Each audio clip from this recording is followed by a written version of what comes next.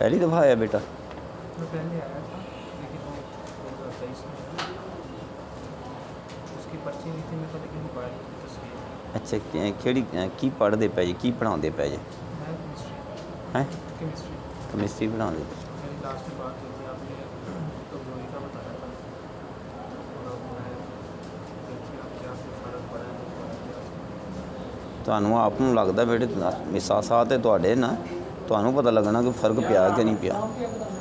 कुछ मसाइल ऐसा हो गया होगा हैं कोई भी गर्म चीज़ खा लो ना रहती है, मतलब खुद रात को जो है ना बदलाव हो जाता है। जी शादीशुदा जी? नहीं करती। शादीशुदा हो फिर शायद फिर हो ही जाता इतलाम हो ही जाता यहाँ पर खाना खा के फौरी हो गए हो जाना फितर का तकाजा है बेटा फितर तो खुद आप मनवाउंदी पई खाना खा के दुध पी के सौ गए ता भी खाना खा के सो गए ता भी उल्टे सो गए ता भी इतलाम हो जाना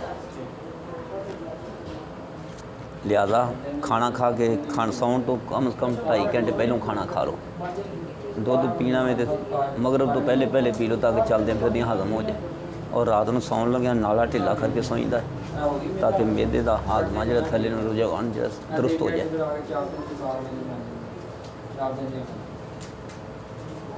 उम्र कितनी हो गई थोड़ी? 26 शादी वाले पासे भी जाओ कर रहे घर वाले कोशिश कि नहीं? हाँ जी है, लेकिन 6-8 माह के अंदर इंशाल्लाह। 6-8 माह 14 माह के साल में उत्ते हो गए। मैं जमा तकसीम नहीं करना अच्छा पूरे पे नहीं, बोतल केड़ी? सबसे ज़्यादा चलो गोश्त बेटे नहीं लेना अजे सब्जियां दाना ले लेना अजे नहीं लेना है फिर देंगे जो आइंदा है ना फिर तबीयत बहाल होगी तो दे देंगे। हुण हदायत सुन लियां कि सौन तो 2.5-3 घंटे पहलों खाना खा लेना है दुध नहीं पीना सौन लग्या तो जे किते खाना पै भी जाए ऐसी एमरजेंसी आ ही जाती नाला ढिला करके सौना तो उल्टे नहीं सौना नहीं बिल्कुल, वो तो बिल्कुल। बस ये कर चलो जो उधर अगर तो मैं ये जो यहाँ पे घुटनों में थोड़ा सा है दर्द रहता है। ठीक हो जाना इंशाल्लाह ये इन्हें प्रोसेस ने ठीक हो जाना। दूसरा ये हदायत लिखियां हुई है ना भुख लगे तो खाना खाना भुख तो बगैर नहीं खाना खाईदा भुख तो बगैर खाइए ना चस्के ला दी होटल के खाने कोई फास्ट फूड आ गए कोल्ड ड्रिंक्स आ गए खा गए तो इस तरह हो गए। चलो उधर आ जाओ